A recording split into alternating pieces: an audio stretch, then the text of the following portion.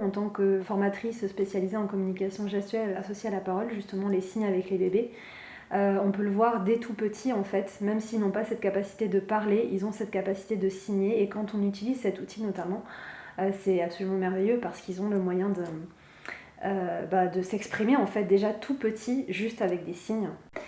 Les signes qu'on va utiliser, ce sont vraiment des signes issus de la LSF, donc langue des signes française. Et pourquoi du coup j'utilise les vrais signes ?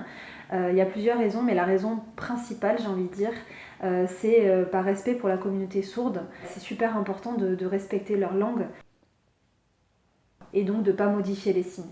Et puis c'est pareil, c'est la deuxième raison, c'est comme quand je parle en fait, quand je dis à mon ami, bah tiens, aujourd'hui t'es venu en voiture, je vais pas lui dire t'es venu en tuture quoi. Donc voilà, il n'y a pas d'intérêt en fait à modifier les signes et surtout les enfants sont complètement en capacité de reproduire les signes. Alors après, au départ, ça c'est vrai, c'est que un bébé par exemple qui a 6 mois va signer encore. Au départ, on va avoir encore comme ça parce que c'est plus facile de faire ça que de faire ça. Mais le vrai signe, c'est celui-ci en fait. Donc là, l'idée, c'est toujours, comme quand on parle en fait avec l'enfant, c'est la même chose. Je vais continuer de faire le vrai signe. Donc, tu en veux encore, ok, le bébé qui vous a fait encore, tu en veux encore. Donc, vous lui montrez que vous avez compris ce qu'il a voulu vous dire. Et par contre, vous faites toujours le vrai signe. Et à un moment donné, en fait, il sera en capacité de faire ça. Je reprends ma tuture et ma voiture, mais c'est pareil, quand l'enfant il vous dit tuture, vous lui dites, du coup, tu me parles de la voiture ?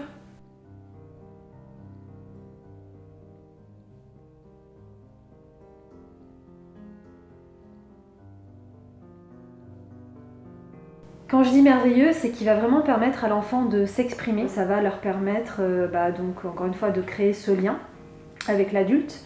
Ça favorise la confiance en soi aussi, puisque du coup, l'enfant qui arrive à s'exprimer avec les signes se fait comprendre par l'adulte, donc il se dit « Ok, je suis en capacité de m'exprimer ». Donc ça favorise aussi l'estime de soi, forcément. Il y a aussi l'aspect confiance en l'autre. La relation est beaucoup plus individualisée aussi avec cet outil-là. Quand je fais les signes avec le bébé, il y a aussi toute la question de la posture qui est super importante. Je vais me rapprocher du bébé, je vais donc me mettre à sa hauteur.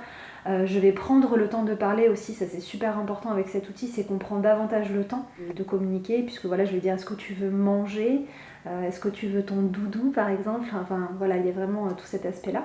Je vais beaucoup mieux comprendre l'enfant. Par exemple, un bébé qui pleure et qui ne sait pas s'exprimer, il n'est pas en capacité de parler, donc un enfant préverbal. L'exemple que je peux prendre, c'est l'enfant a vu un chien passer, le chien s'est mis à aboyer, l'enfant a eu peur en fait. Et si l'enfant il sait vous faire chien ou il sait vous faire peur, vous allez comprendre en fait, juste avec le signe que là il s'est mis à pleurer parce qu'il a eu peur du chien. Si c'est faire l'un des deux en fait. Et cet outil on peut aussi l'utiliser quand ils sont plus grands, même quand ils ont acquis la parole et qu'ils savent très très bien parler, notamment sur des comptines dans le quotidien. Dans des lectures signées aussi, c'est pas juste je lis mon livre, c'est en plus j'y rajoute des signes, donc il y a cette attention soutenue. Et puis ce vrai moment partagé. Il ressemble à une pomme, c'est vrai. Oui. Parce que tu es capable de lire au radar. Oui. Tu lis, mais en fait ton cerveau il est pas là. Oui. Alors que si tu lis en signant, c'est ça. T'es forcément dedans quoi. T'es obligé d'être vraiment dans le moment et je pense que ça se sent.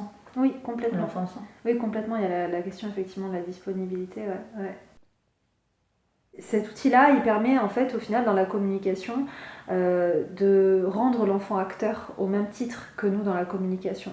Puisque du coup, là, je lui donne un moyen de communiquer et de s'exprimer.